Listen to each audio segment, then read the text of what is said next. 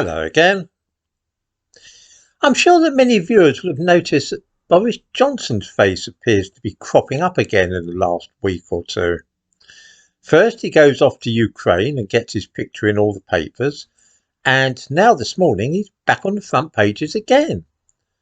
The Daily Mail and Daily Express devoted the whole of their front pages to him, and he's mentioned in headlines on the front of the Daily Telegraph, Metro and so on.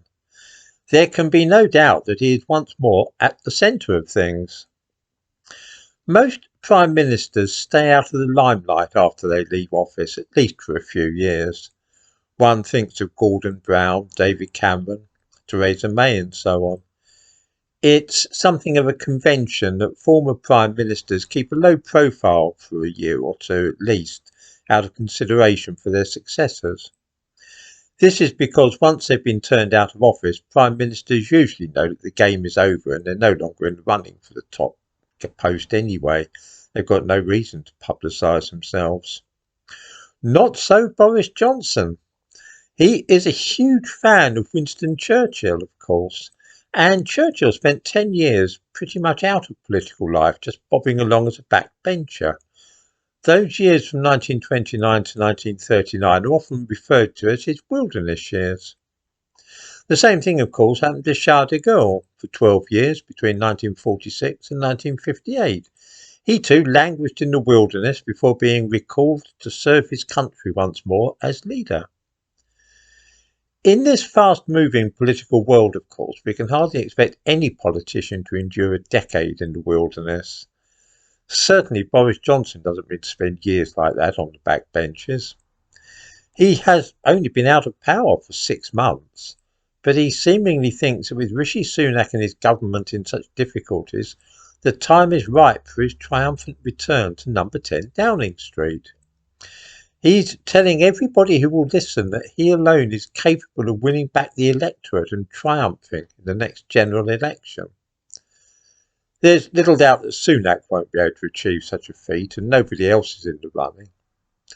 After Nadhim Zahawi went, people started asking questions about Rishi Sunak's own taxes and finances generally, because of course he promised last year to make public his tax returns, which he now seemed oddly reluctant to do.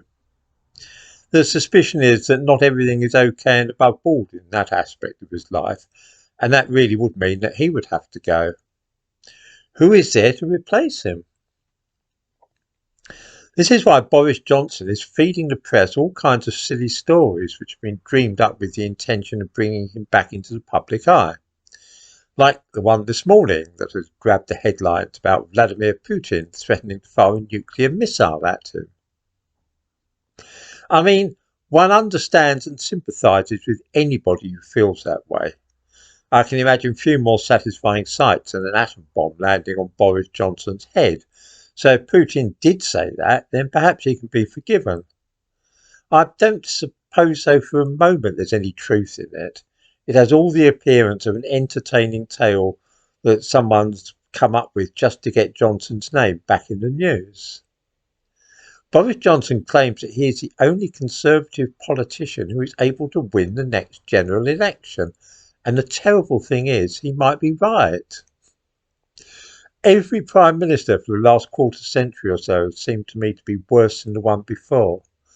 Tony Blair was far worse than John Major, and I thought that Blair was the worst Premier I could ever remember. Then along came Gordon Brown, and lo and behold, he was worse. David Cameron then showed up, and he was so oily that after a while I thought him worse than either Blair or Brown. Guess what though? The person who replaced him, Theresa May, was worse than him. And so it's gone on until we are landed with Rishi Sunak, the sight of whose face I can hardly bear.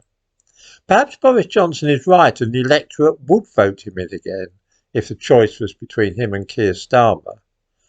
Expect to see a lot more of Boris Johnson in the coming weeks as he plots and conspires to bring down Sunak and replace him as Prime Minister.